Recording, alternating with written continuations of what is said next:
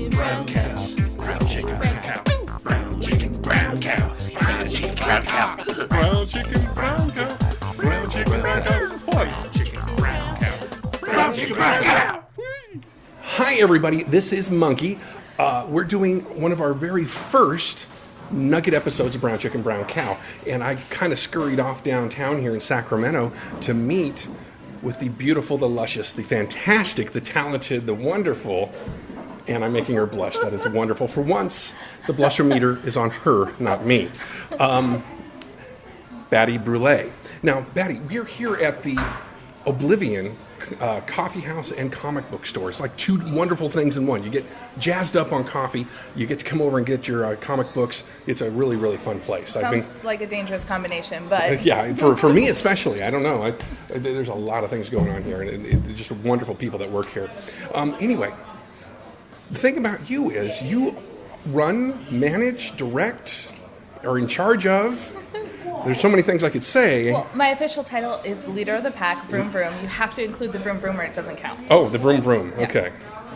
So you are the leader of the pack, Vroom Vroom, of the MidTown Moxies. Tell me about the MidTown Moxies.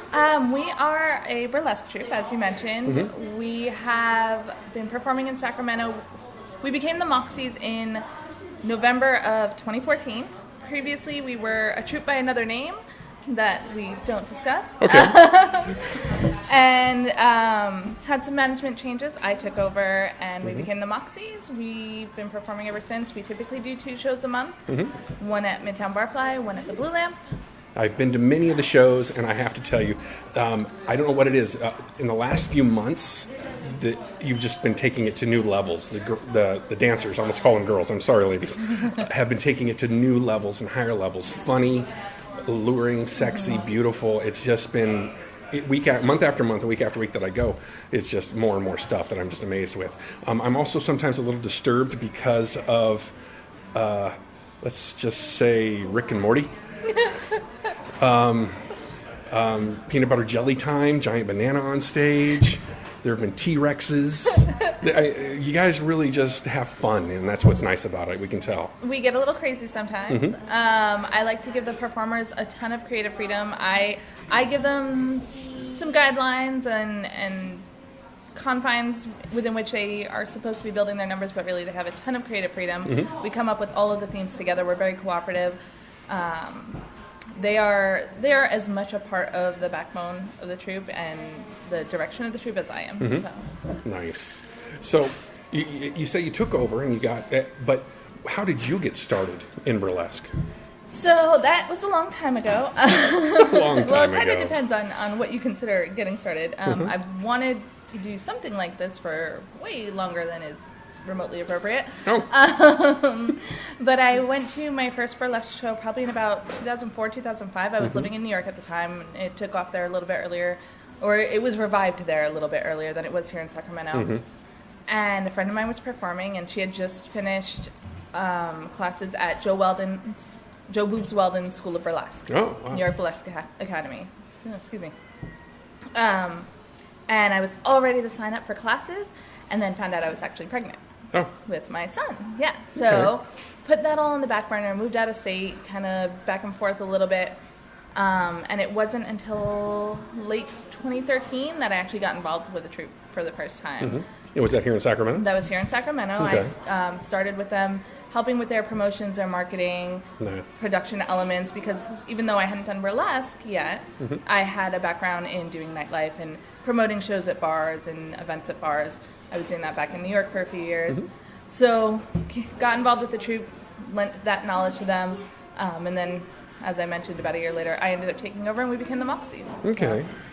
So. And you've been growing and kind of create. I know you pull in artists from the Bay Area, and sometimes they go away, they come back. I've seen that a couple of times, and you're very happy to have them come and perform on your stage. So it's just really exciting. I guess what I'm trying to get at here is how many people have you cultivated, grown, shaped, developed? I would say how many have shaped me. Oh. But it's a two-way street. Mm-hmm. I mean, we've had a lot of people in and out of our troupe, but really the group that I have now, I have, I believe, 10, 11, I should know this off the top of my head. I think I have 11 performers, and about 90% of them have been there since day one. But we've had people come and go, and sometimes it's a great fit and they stay for a long time, and sometimes it's not, and they find something that's a better fit for them, or we find something that's a better fit for us. And that's really the most important part to me, is that the people in the troupe are a good fit. You can have 20 years of dance experience, but if we don't all get along, that shows on the stage. Right. So that's the number one priority for me. Now, during your shows, you have it's almost just a variety show, because you have a singer. What's her name? Verity Von Blue. Verity Von Blue. Sometimes you have a stand-up comedian come up on stage, and then the acts themselves can be funny and entertaining and just weird. But there's somebody on your cast I've worked with in the past, and she's a hoot. Are we talking about V Bohem? V Bohem, yes. Yes. Yes, she is my incredible hostess. She MCs the entire show, start to finish. I get up there occasionally. I like to do the raffle. I like to give stuff. I like to give shit away. But V really does help set the tone of the show. She's very much my partner in doing this. A lot of her little bits have been last second, like, hey V, do you happen to own a bee costume? And, I know the show is tonight, but can you get up on stage and do a little, tap dance number? Because it's one-hit wonders and, the wallflowers. And she's like, yep, I got it. Yeah. Or, I don't have it, but I'm going to Goodwill now. Well, I started working with her through my steampunk magazine. And she was great to work with back then. She was I think she was in my calendar in the magazine. We've been friends for a long time. On your cast, I've known her probably the longest, along with her little sister, Penny. Yeah. We've had some really good work together throughout the years. Let's see here. Let's talk a little bit more about the kittens, because a lot of people don't know. They think they can just jump right in, right? But it seems like you need to work with people in order to get up to speed, right?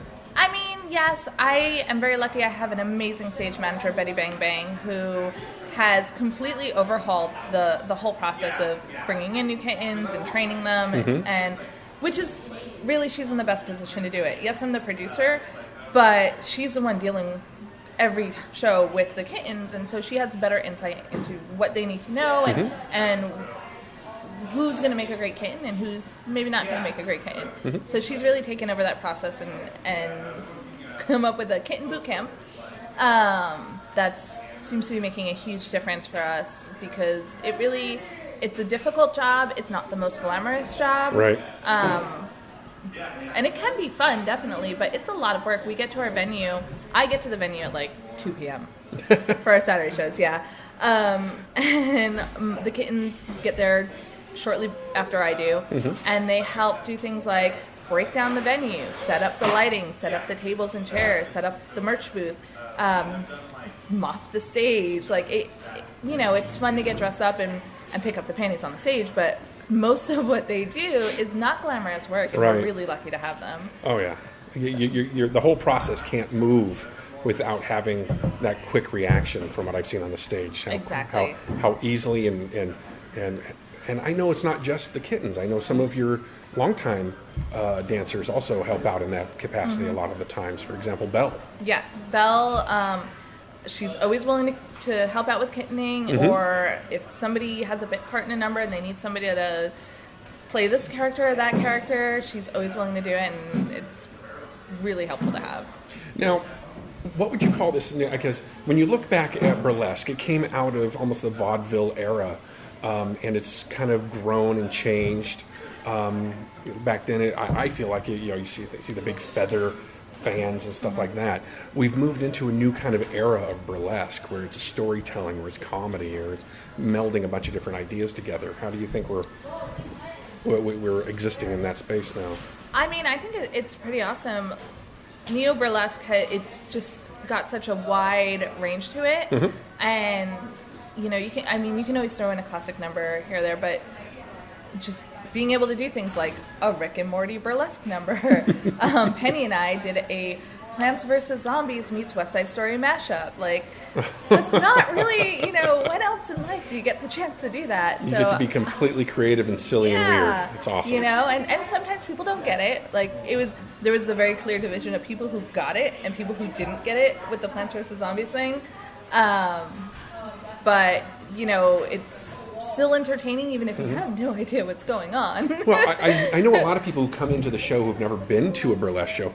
They have an idea of what they're going to see, but they don't know what to expect, especially at a show like yours, which is completely different than some of the shows I've seen, for example, in the Bay Area. Sometimes there's comedy, sometimes there's a story there, but I do think you guys have your troupe is standing out from others that I've seen. Thank you. Oh my goodness. I don't know what to say to that. I've only been to a couple hundred shows, so I don't know anything. Honestly, I don't know anything. Anyway, I'm really excited to have you on the show because we're going to have you on the live show. So you guys have to come back and check that out. It's going to be amazing. We're going to have dancers. We're going to have a game show. We're going to have. I don't know what else. We're going to have a local comedian. So am I going to get you in pasties? Oh, I'm furry. I'm very furry and very shy. All right. Yeah, I'm very shy. You may or may not know, on the show there's this thing called the monkey blushometer, and they try to get me to blush as much as possible. Yeah. We're going to break that. We'll break. Ding, ding, ding, ding, ding, ding. Anyway. Batty, thank you for joining me here at the fantastic Oblivion. You are amazing. I'm really excited for this month. We're going to slip this podcast in, and I hope everybody enjoys this and comes back for the live show. Thank you for having me, Sean. I'm really excited and can't wait. Woo!